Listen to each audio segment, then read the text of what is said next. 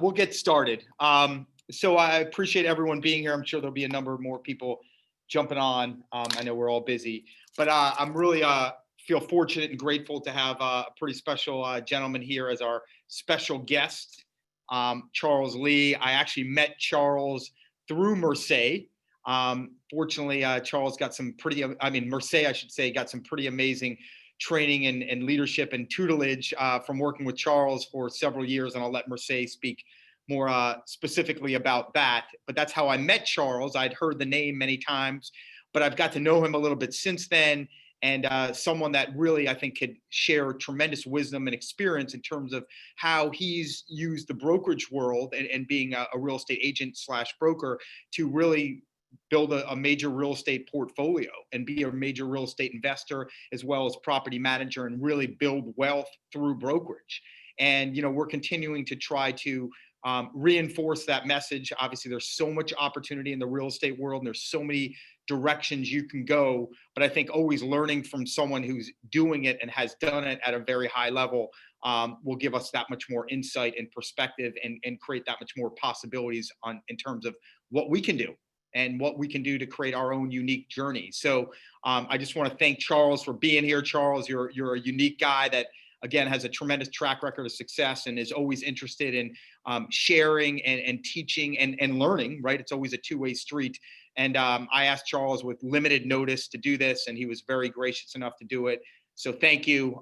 Thank you for being here. I'm going to turn it really quickly over before I delve into Charles and his story to Mercedes. Maybe you want to say a couple words about Charles and your experience with Charles.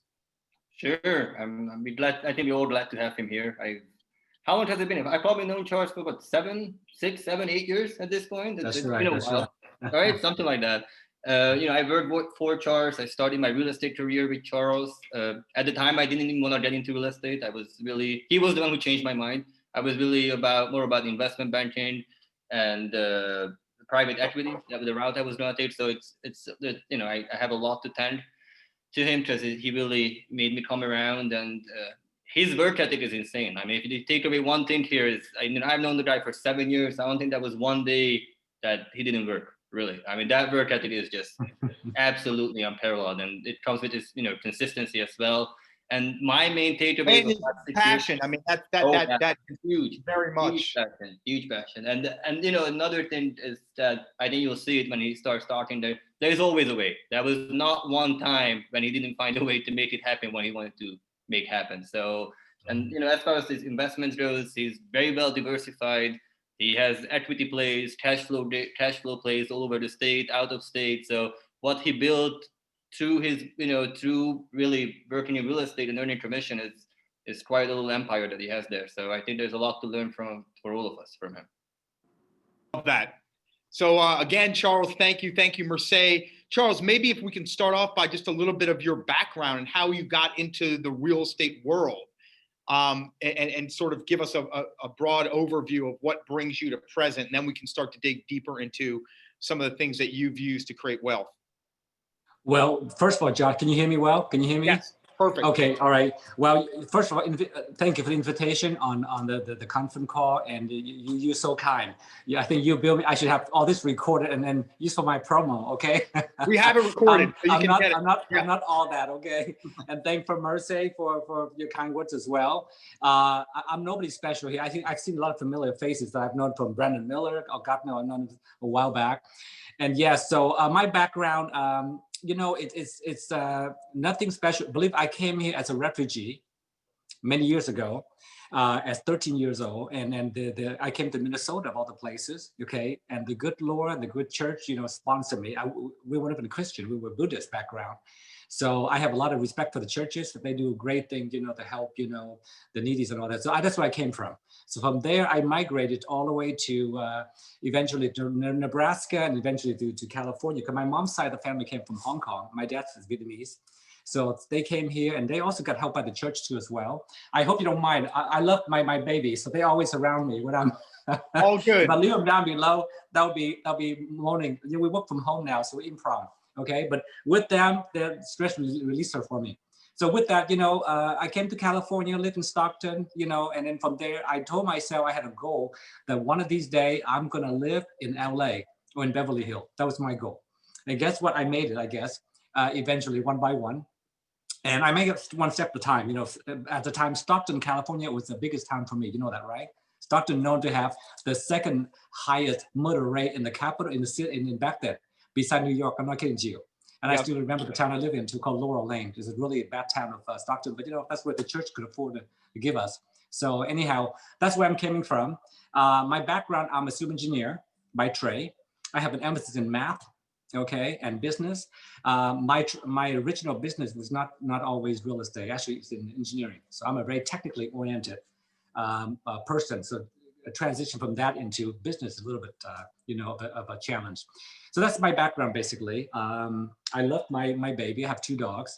They're my pride and joy. Okay, I bring them everywhere. And what else I can tell you about? Well, tell me. Let me ask you this. Yeah. Beverly Hills. How long in Beverly Hills? Tell us what got you to Beverly Hills. You know, I got into Beverly Hills when I joined REMAC in 1999. Okay, end of 99, early 2000. And I told myself at the time I was living in Hollywood. And I drive by Beverly Hills all the time. I said, look, one of these days I'm going to live here. I gave myself a 5-year plan. And in 3 years, I live in Beverly Hills. I bought my first home. That's my goal. So that was, I had a goal. I'm very goal-oriented kind of person like you, Josh. You're an amazing, driven person, by the way. So with that said, I've been in the flats in 2003. Yep. Okay, so it's been 17 years. Yes.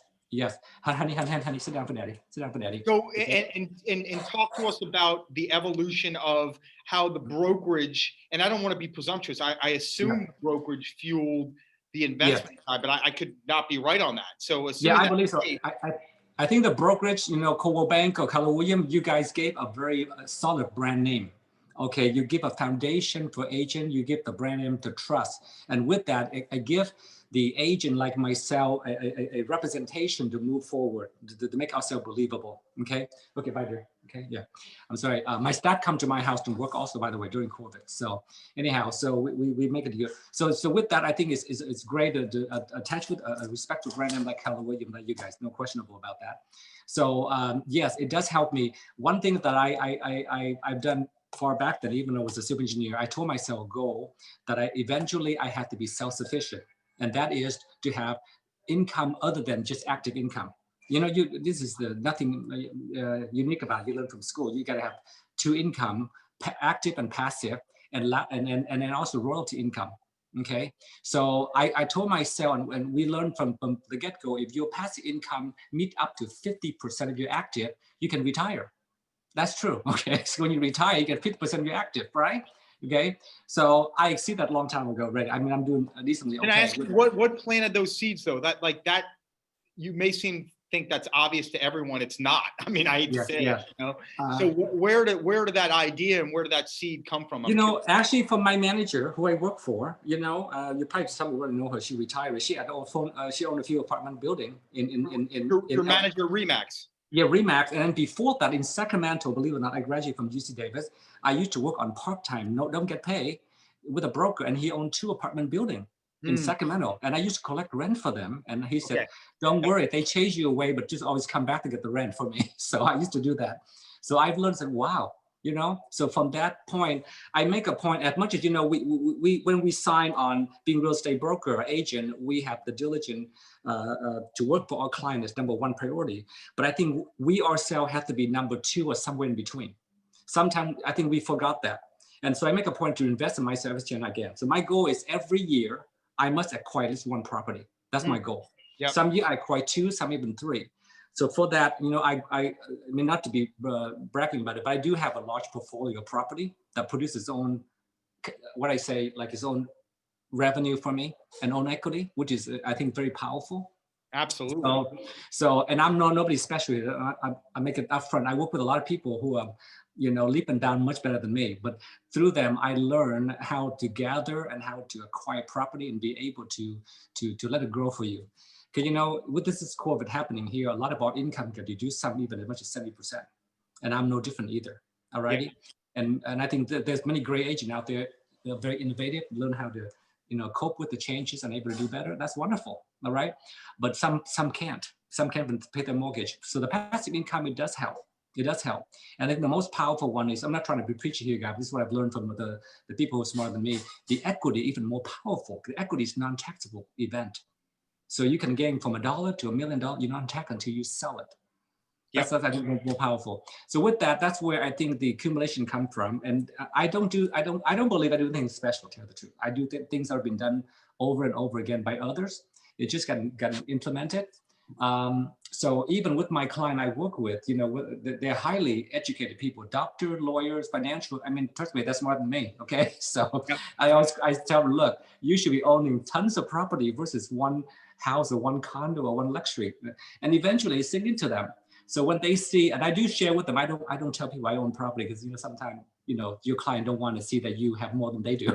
It's just the human nature. So I tend to don't tell until I know them well. And when they see that, they let themselves to believe to be more investing. So that actually helped expand my business also.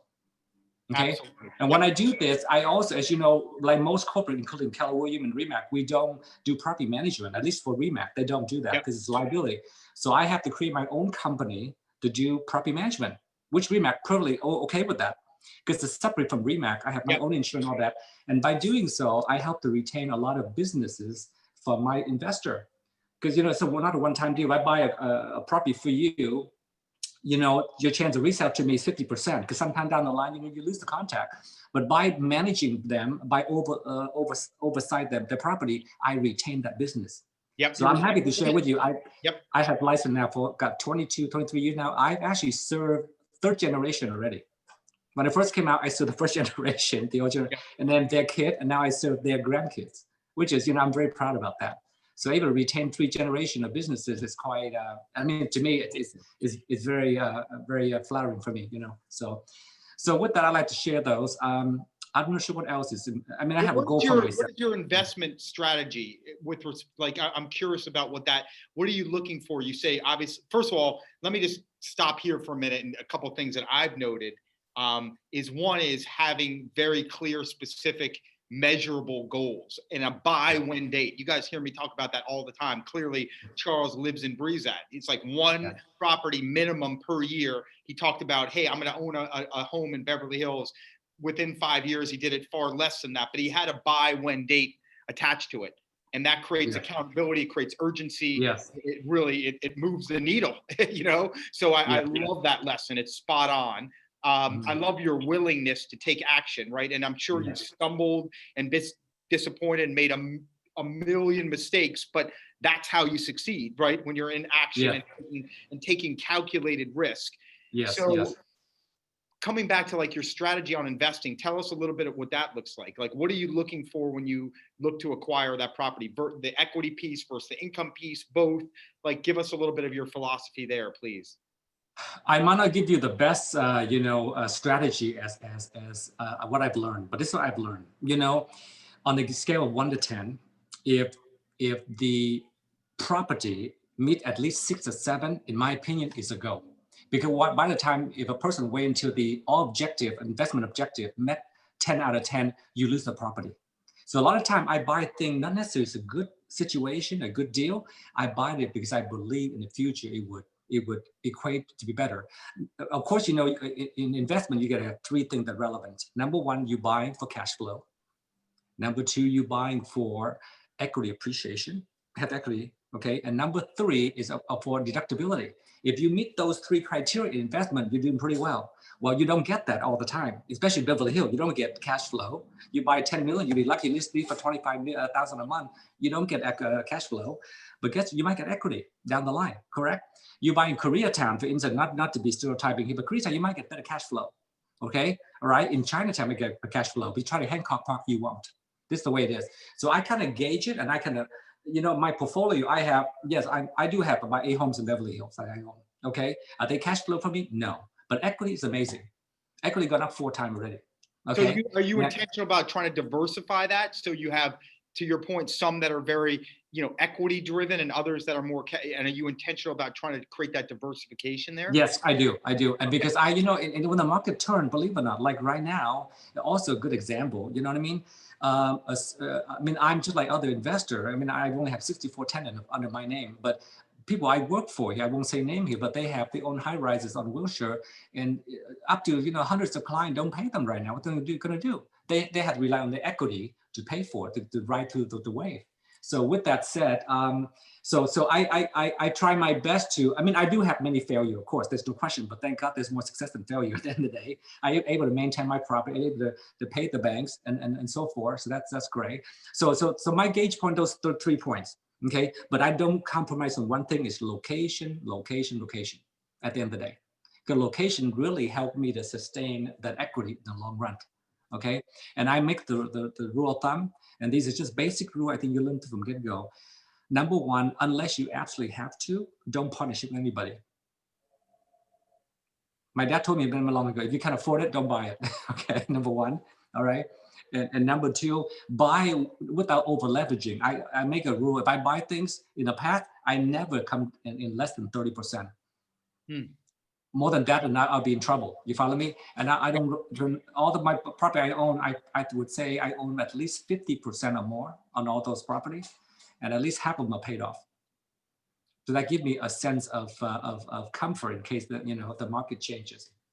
Yeah, so these just are basic rules. Oh, these are great. This is exactly what we're talking. I love it. Yeah, and and I don't compromise on tenant quality also, and that also helped me a lot during this time. And sometimes you get messed. I have tenant who've been with me for a year who are, entertainment executive, twice Emmy Award winner, and don't pay me right now.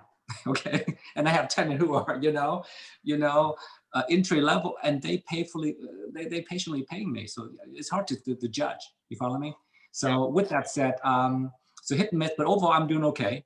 Okay, and I guess the goal is here. The active income is wonderful for me. I've done well. I've been fortunate to have great client, great leadership, have great assistant, have a great mentee work for me and help me, including Mercy, by the way. Mercy is going to be the next superstar. I tell you right now, the way he's going. Absolutely. He will. He had a drive, which is rare to see that in young people nowadays. So and a huge heart, and he's smart as can be. So put it all together and pretty winning combination.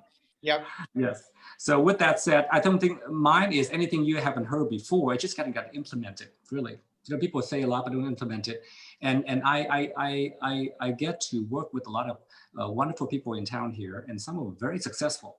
I won't say name, but sadly enough, they have major luxury condo on Wilshire, right? But that's all they have. And I always talk to them and say, look, don't you ever consider investing other things? No, they want headaches. But that's their take. But of course, it's going to be headaches. Some are going to pay you rent, going to pay your mortgages, pay your property taxes. You're going to have headaches. And that's why I create another company to handle the headache for me, to allow me to do things I'm good at, which is, leverage everything. Create the systems and delegate it to people that can do it better than you, and you don't have to have the headache, right? Yes. On so many people. So let me ask you this: how about your mix of single family versus multifamily, or whatever? What does the portfolio look like? I know it's a lot of single family, but how much is multifamily? Are you involved in any other type of commercial product at all? In terms yes, as you know, I started out, I didn't have the money. So obviously I go with what I can afford. That's basically it. So I went with condos. So I started with a lot of condos down. I have about 14 condos downtown LA. I still have it. I went for 21 years. Have they gone up? Yes, some gone up 7 times, 700%. In front of me. Now, do I make money out of it? A little bit, not as much, but the cash flow is where the multi-unit is. The cash flow gives the best multi-unit, but cash flow, multi-unit, they call it multi-headaches. It consumes the most of your time, right? Of course, single-family home, especially high-end neighborhood like Palisade I have, or Beverly Hills, or other well-known neighborhood, those, you don't get the cash flow, but you get the equity. So I mix them up. Ratio-wise, I would say single family. As I'm getting older now, I'm not as young as you guys with my thing, okay? So as getting older now, I don't want headaches. So I begin to divorce myself from multi-units. Okay, I got into land. I have a number of land holding that I have. Land, as you know very well, land investment is not for your generation. It's for your kid generation, your kid generation. So I'm buying that. I have no kids. I have 2 dogs. But eventually, somebody get to enjoy it. But they gone up a lot. They have no cash flow, okay?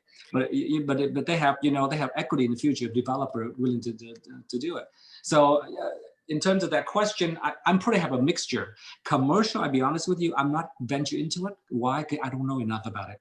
Okay. That's one thing I learned from other wealthy people I work for. If you don't know enough about it, Charles, don't get in, which is true. Absolutely. I don't get into it. And right now, as you know, commercial is in the hot seat right now. Commercial going to be a next, you know, REO across the board, especially retail. You know what I mean? Have to be change the usage.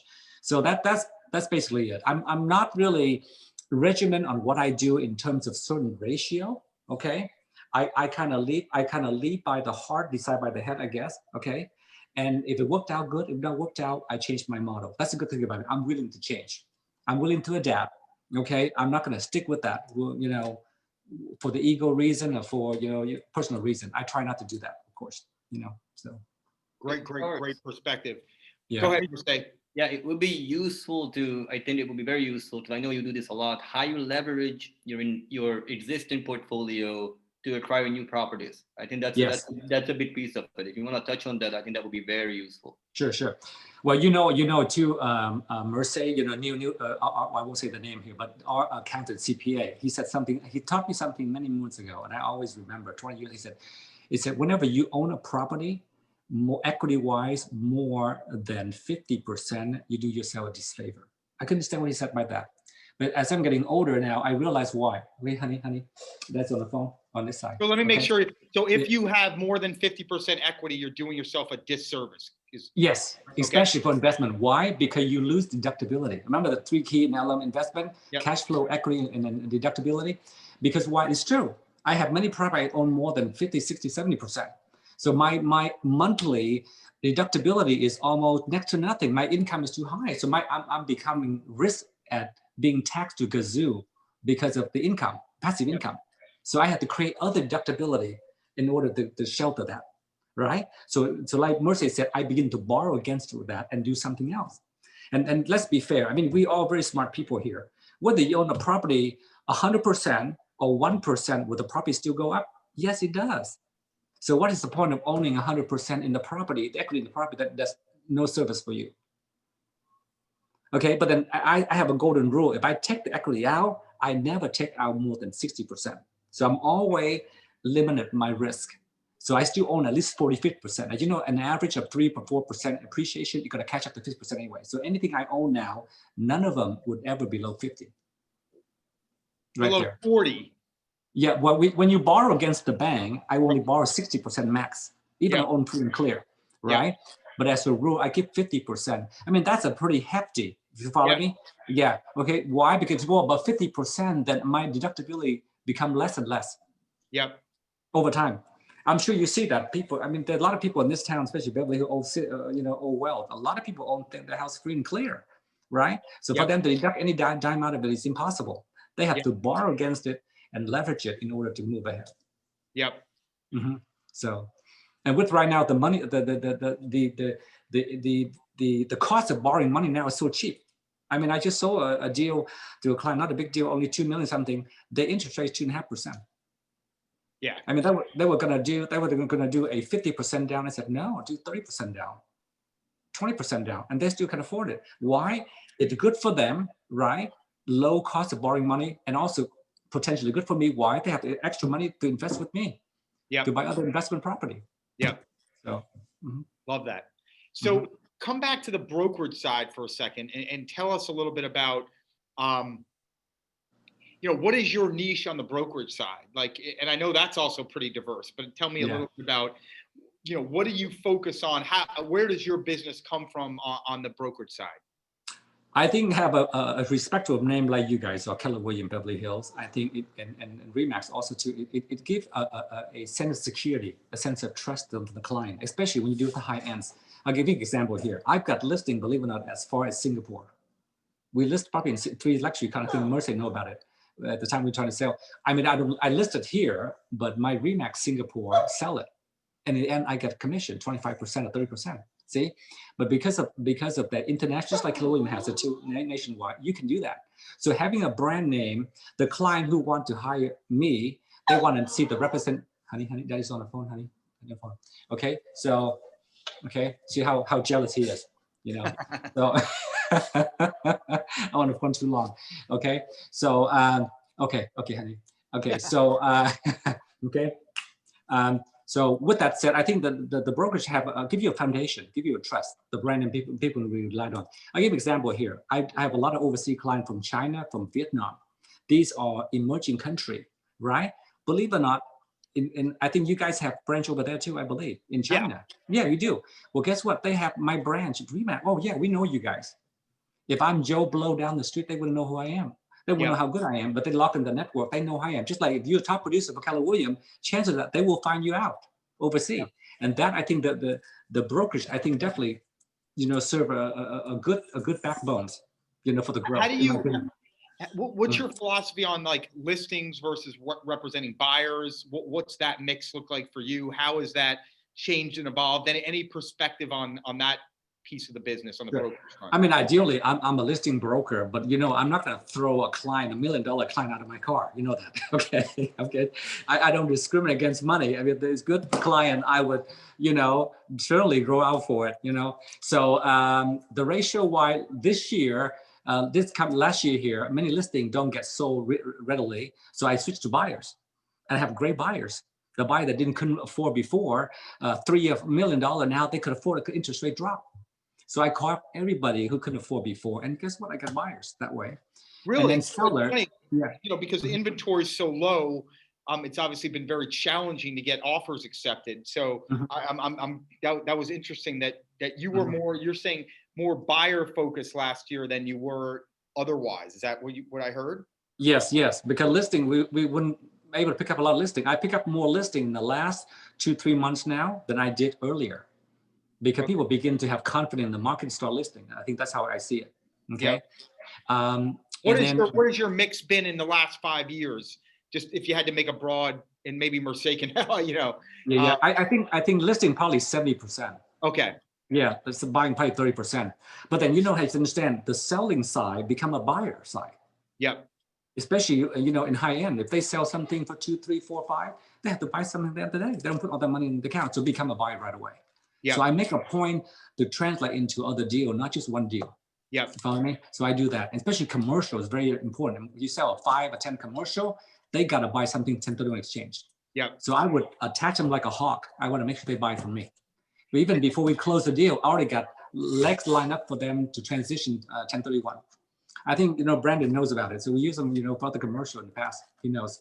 How much of your brokerage is commercial? Like 5 units or more? The commercial that we do, mostly commercial, retail commercial. Oh, you do? Okay. We do Rite Aid, we do a small show, we do Jack in the Box, that kind of thing. We do that. I didn't realize that. Okay. Yeah, we do that too. I've learned this also. When I focus heavily in residential, and then one of my brokers, I'm not sure who told me this, very wise. He said to me, "Look, Charles, if people can afford a $5 million home in Beverly Hills, they can afford your commercial, for God's sake. Why don't you go after them?" And you know what? Stop you there. Right. I cannot. How many times do I talk about this? Yeah, I know. And it's just ringing in my head. I said, wait a minute. That's right. Why if I just push them down the track to buy residential? They could buy non-commercial, triple net, no headache, no nothing. Guess what? I started doing it, and guess what? They start buying it. That's true. You follow me? Yeah. I mean, no offense, if you sell a home in the ranch of Cucamonga, they've had 1,000. They could afford $5 million. But here, everything around here, 5, 6, they can afford an entry commercial property. So in essence, by doing that is so spot on. Yeah. I continue, and it's great to hear you say that. I couldn't agree more. And you don't need to be the expert in that. You can refer to someone else, but at least know how to have that conversation at the very least. Get that base level knowledge and confidence to have that conversation, because it can open up tremendous doors. Yes. And I'm for once, I'm humble in this way, and I'm confident in this way too as well. I said, if other commercial guy can do it, I can do it. You follow me? Because I knew nothing. We lost Charles there. Oh. Charles, we lost you. You guys can hear me, right? He's frozen. We can hear you. We lost you there for a second. Sorry. No problem. You were saying if someone else can do it, why can't it be me? Sorry. That's exactly. Yeah. I learned if they can do commercial, these commercial guys, they think they're king of the hill. They do 3 deals out of the year, and they can go to Bahamas, and they're doing pretty well. Commission's so great. So wait a minute, there's something's not right. I can do the same thing. And it worked out okay. So, I represent commercial up to 30 million before. Okay. I've done it before. And so, to the process, just, in fact, Mercy would be a good example of commercial. I threw him in commercial a number of times. He also a property manager too. He know how to manage, how to do, year-end reconciliation with budgetary, and he's a finance guy. So he had a round ball of experience when it comes to that. So I got to stop there for one more second too. Is like one thing that as you're talking, Charles, is your just willingness to learn and be coachable and take action. I mean, it's amazing, like all the things you're doing, and it's all that mindset that, like, just like that. If someone else can do it, why not me? Yes. And then you've got to act on it, right? Then you got to take the initiative to learn, and then take what you learn and apply it. And that's what I just want to continue to impress upon everyone here. Like, we get in our own way because we create all these limiting beliefs as to why we can't be that person. Well, that's ridiculous. You can do anything you're willing to do, period. Right? We all have limitless potential if we're willing to take the action, and we're willing to ask the questions, and we're willing to ask for help. So I think Charles is an absolutely perfect example of that. And it's clear, obviously, the track record speaks for itself. So that's a powerful lesson, Charles. Yes. Thank you. But to be fair though, I have my fair share of failure too. Not everything I've done makes sense either. Okay, buying property in Vegas not to make sense. Okay, because they don't go up, they don't give you the equity you wanted. It just doesn't appreciate as much. But you have some cash flow, or when I'm a civil engineer. I worked for developers for many years. I got into development.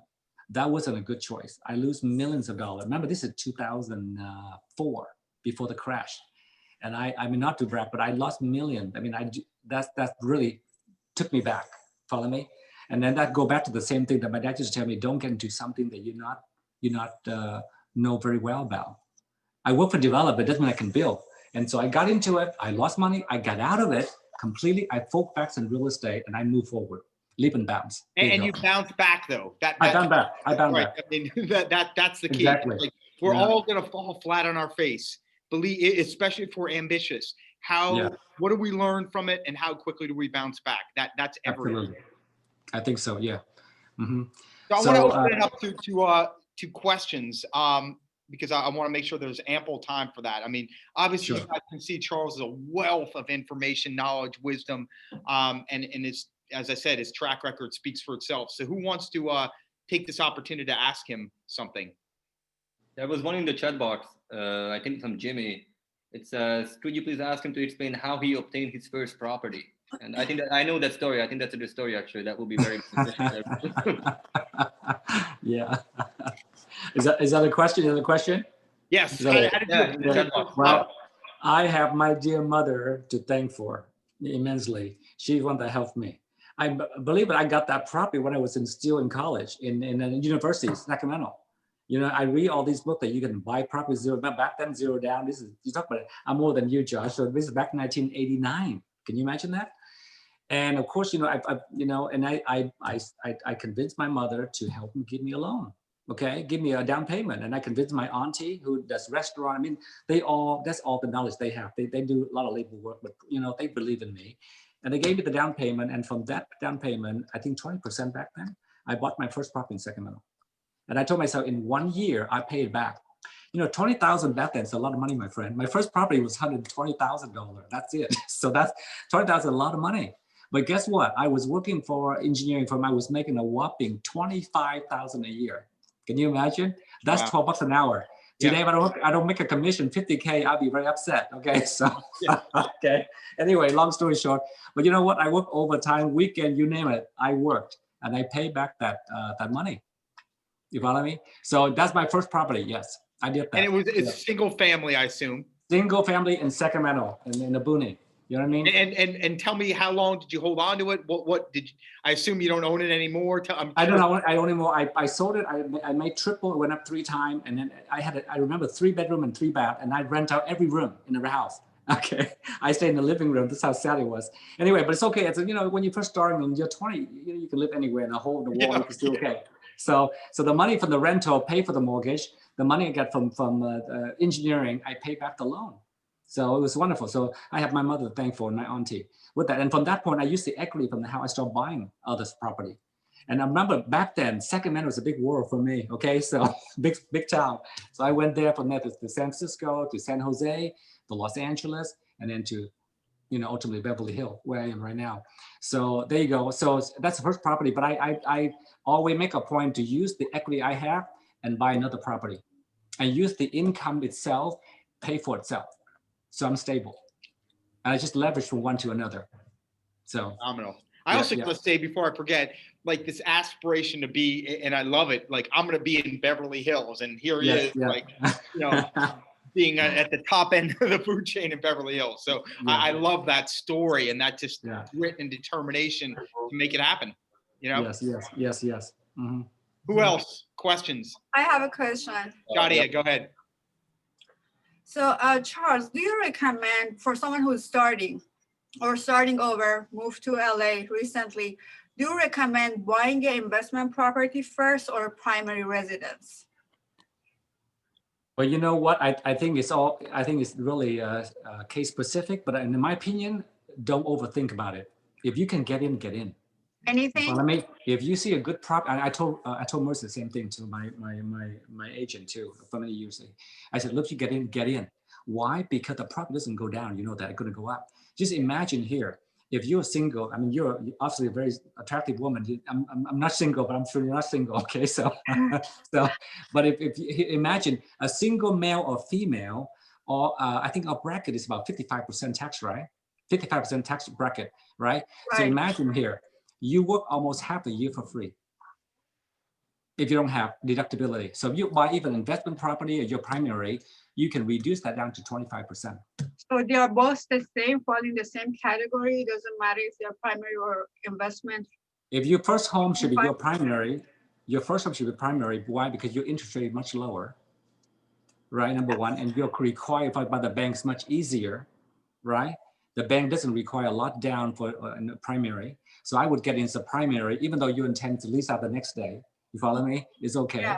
Yeah, but the primary would be the first choice. Okay, got it. Another question. Which area, like for example, for a condo rental property as a condo, do you foresee a good future in downtown LA or any area that you specifically recommend buying? I think, as a rule, anything that within the core of LA, the core part of it is becoming very attractive. So like, and not to be name specific here, like a Mid-Wilshire. I own property in Mid-Wilshire too. Back then it was dirt cheap. You can buy something for $200,000. Today you can touch them for $1.5 million. Exactly. Right there. Yeah. So, but in downtown LA, you can still buy, good condos for $400,000, $500,000. Yes. I haven't ventured as far as Central LA, to be fair, because I guess I don't have the capacity to manage it. Okay, not I don't like it. I don't have capacity. So I would say anything within the core. I mean, you can't go wrong. Obviously, newcomer to the market, you can't just jump into Hancock Park or Beverly Hills because it's so expensive. Exactly. Mm-hmm. Okay, thank you. Mm-hmm. Hey, Who else? hey, Jimmy. Charles. I appreciate you sharing your journey. You're speaking a lot on long-term investing. What are your thoughts on short-term, specifically purchasing a condo or a property and short-term leasing it out? I know right now Airbnbs have been very hot. There's different platforms in order to utilize that. So just your thoughts on the short-term investing strategy. Well, real estate is always meant long-term, not short-term. So people got into short-term trying to get burned. But for short-term, like myself, I'm a short-term too. I do flipping. I buy something cheap, I fix it up, I flip it too. That's another brand. I have different company, but that one, it helped me also to get quick equity. But for the short-term right now, I think,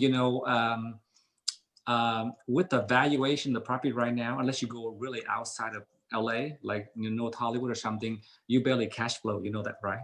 Okay. So you plan for short term to break even. Okay. I think it's advisable also, but I think if you're a flipper like me, short term works out really well. You buy really cheap, you doll it up, and you sell it. So yeah. And you flip the equity. That's for short term. But if you are not in that range, I would plan a little bit longer. Longer meaning at least 4 years, 3-4 years. To let it build up the equity, the neighborhood, what you call the word, gentrify, you know what I mean? Okay. Many property I bought before, I wouldn't even go there, but now it's become amazing. You know what I mean? So there you go. All right. Thank you. Mm-hmm.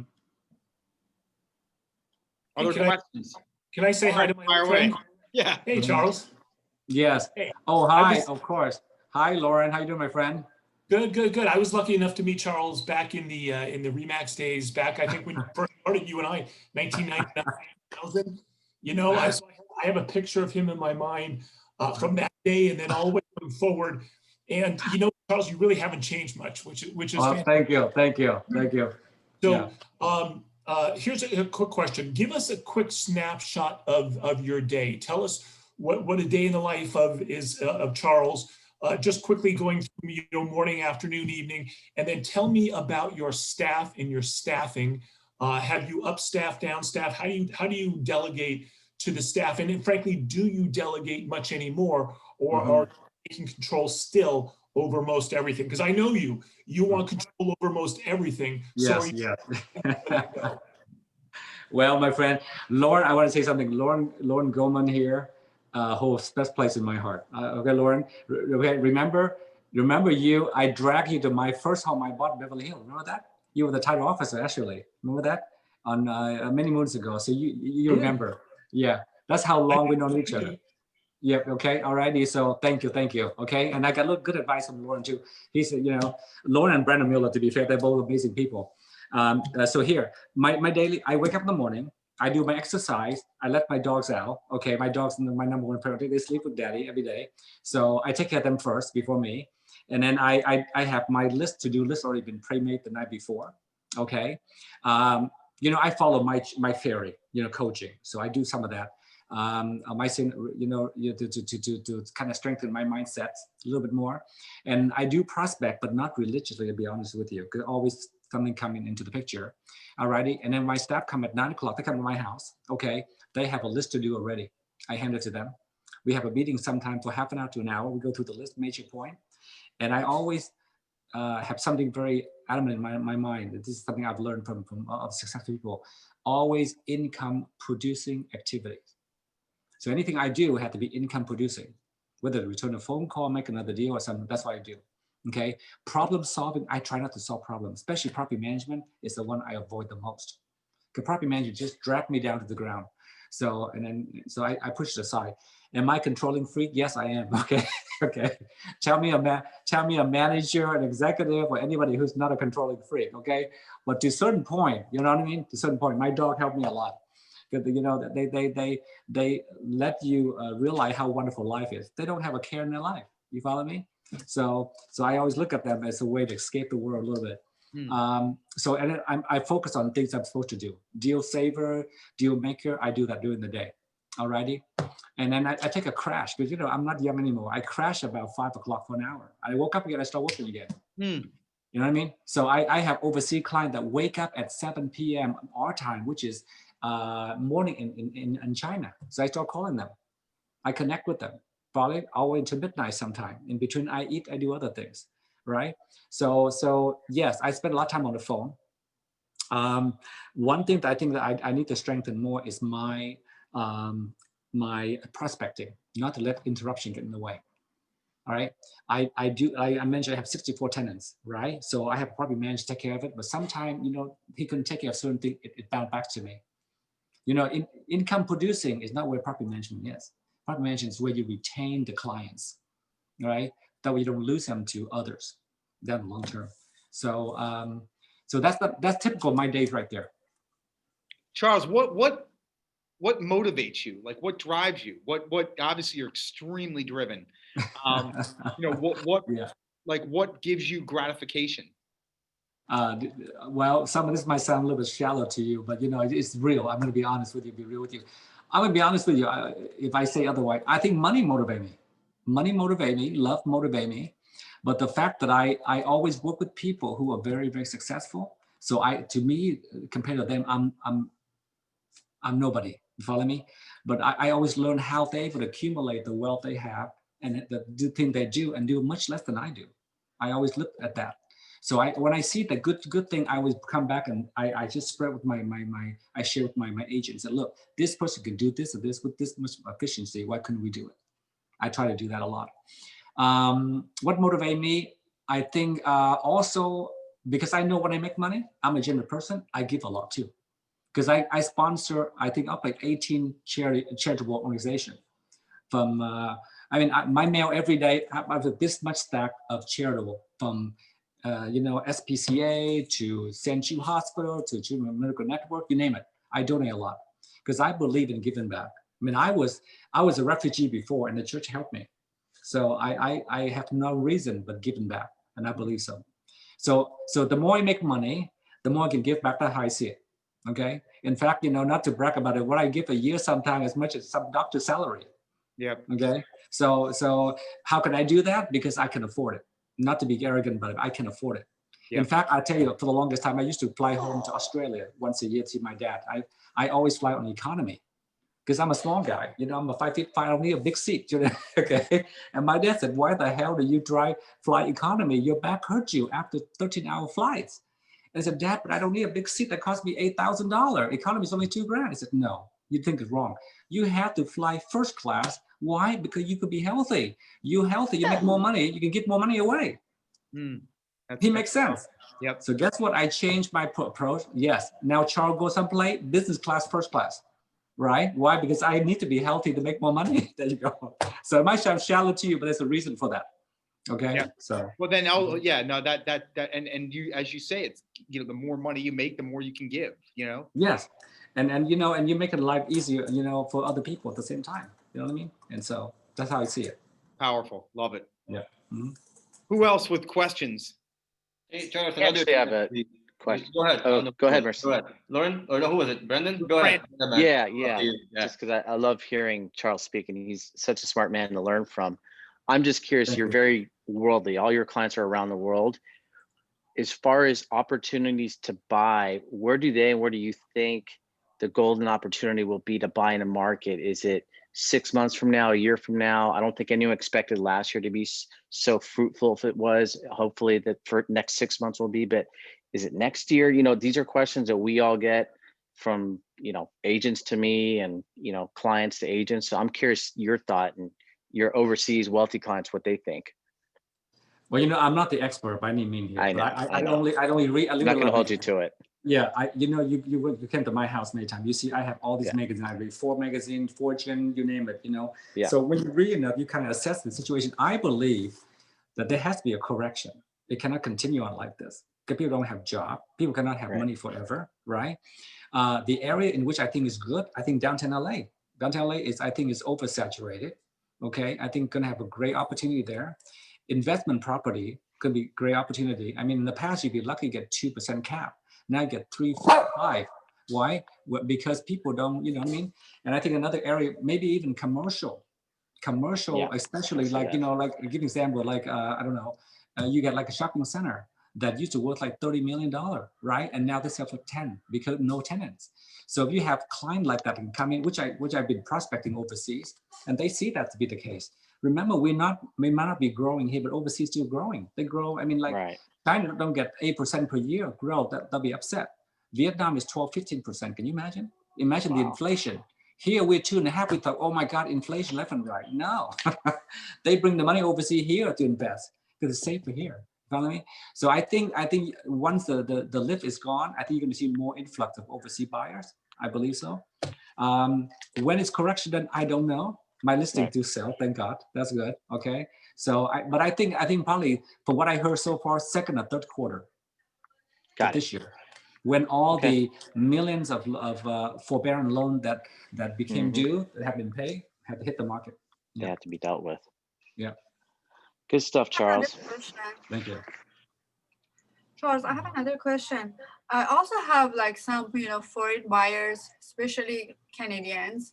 And anytime, I present them with the opportunity, their objection is about our property tax. Because our property tax is much higher than theirs. Theirs is like close to 0.3%, ours is 1.3 almost.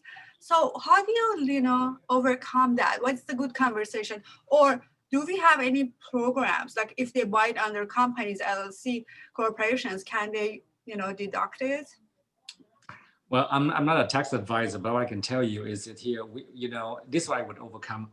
Paying tax is a luxury live in this country. You know that, right? Okay, so for them, if they're foreigner or local, that tax that they pay is 100% tax deductible. Well, to be fair, 100% deductible on investment property. On residential, we get up to 750. So to tell them it's not a lost money at all. It's a money So they it's would 100% tax deductible? property tax, yes, property tax on investment properties. Okay, but on residential, I think up to 750, right? I heard it's up to $10,000 per year if it's residential. I'm sorry? For residential, apparently it's $10,000 per year deductible. Yeah. And also too, I think this ought to be make them feel better. If they buy property in New York or in Texas, where I used to have an apartment building, or in Florida, I used to own property there. Are you kidding? It's 2.75% tax. Oh. Yeah, here's only 1.2. Yeah, I mean, Texas is no different, almost 3%. So think about it. You own $1 million apartment building. It costs you $30,000 a year versus 12,000 here. So they should be happy that we're in California, right? How and about Florida? How Florida is the same as New York and Texas, or are they in between us? Or because they're always, my competition is Florida. When I'm trying to sell in California, they want to buy in Florida. They always are leaning towards that. Well, you tell them this. There's a reason why people come to California, and that's why the value here appreciates so much, because they appreciate. I mean, I couldn't agree more. Sorry. Yeah. I mean, we don't have. You don't have a 5-type insurance like I used to have in Fort Lauderdale. I have to have hazard liability. I have to have hurricane. I have to have tornado. I mean, like 3-4 insurance a year, it kills you. So I think when they see all the benefit, why? Because we have a good track record here. And honestly, you don't want to manage their property in Florida either. You want to manage it here.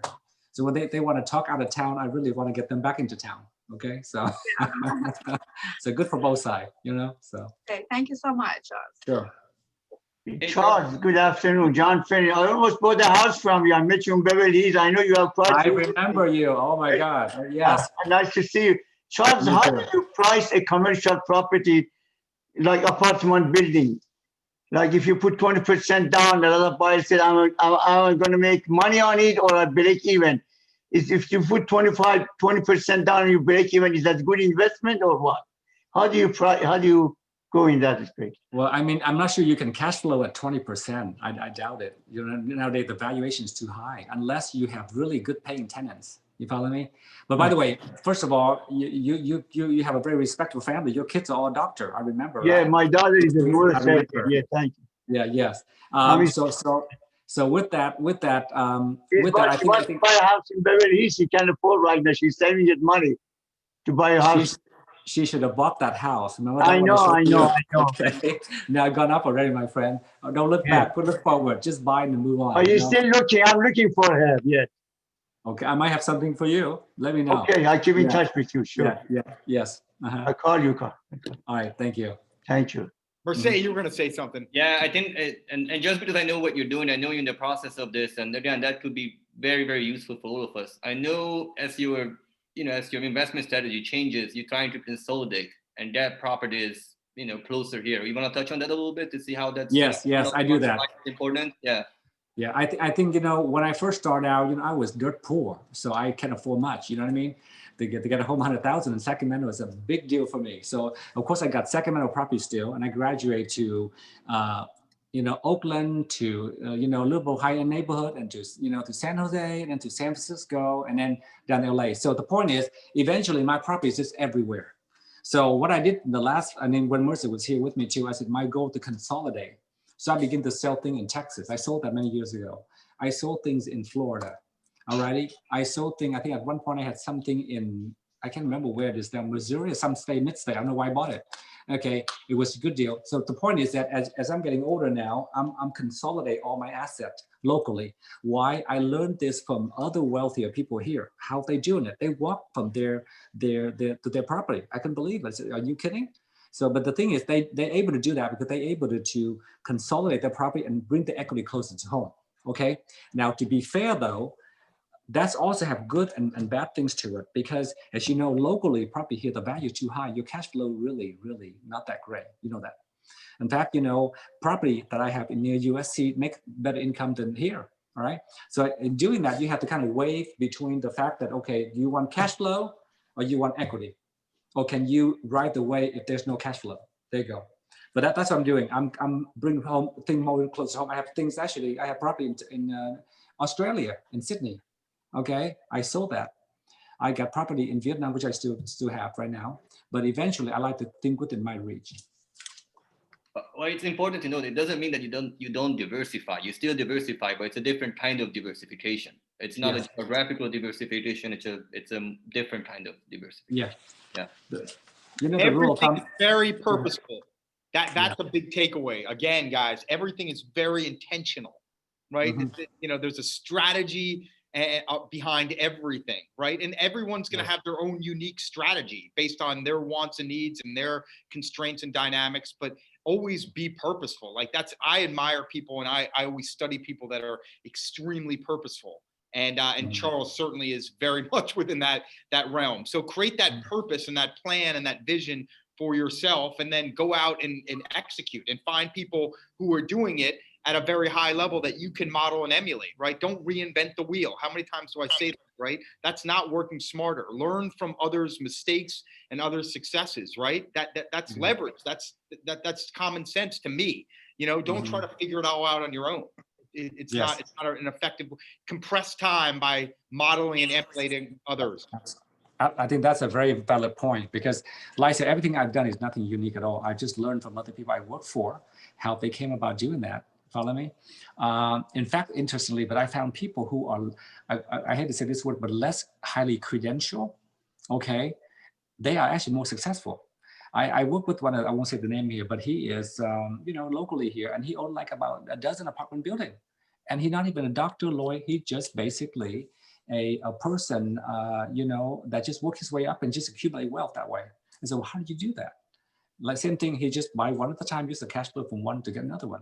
You have a dozen of apartment building. Can you imagine the cash flow of that? 20,000 a piece and multiplied by 20, that's 200,000 a month of income. But not doing, well, he do a lot, but you know, in your pocket, that ain't bad. That's 2.4 million a year of passive income alone. So, yeah. Powerful. Yeah.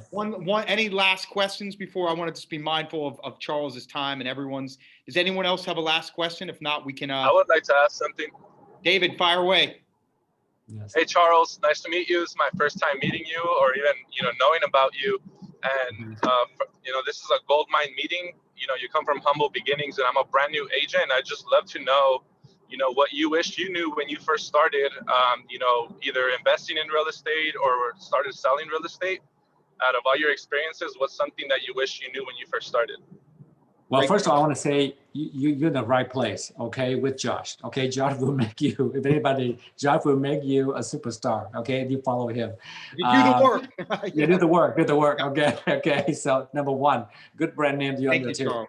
Yeah. Number two is that, you know, have an open mind, willing to learn, like a sponge. Remember how you know, you're growing up, you learn every language possible. Even, can you imagine my dog, another part of my dog, they understand 4 languages. Can you imagine? I speak English. You know, the nanny is Russian, speak Russian, don't understand it. They just learn. So my point as an agent, if you just open mind and learn of new things and not willing to you know, hang your ego at the front of the door when you come in. You follow me? And have an open mind. I think that is just very, very useful. And then hang around with successful people, people who do more than you. Simple as that. Okay, learn how they do it. Alrighty.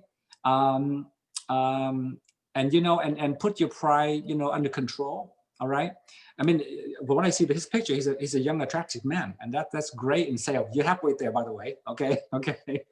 All right. Thank you. So all right there. So the rest of them are just a skill set. You have to build it, and you hang around the right people. You know, from Jai, from all the top producers in town. I know in that office. You know, you can learn a lot from them. There you go. I think that's a key takeaway right there.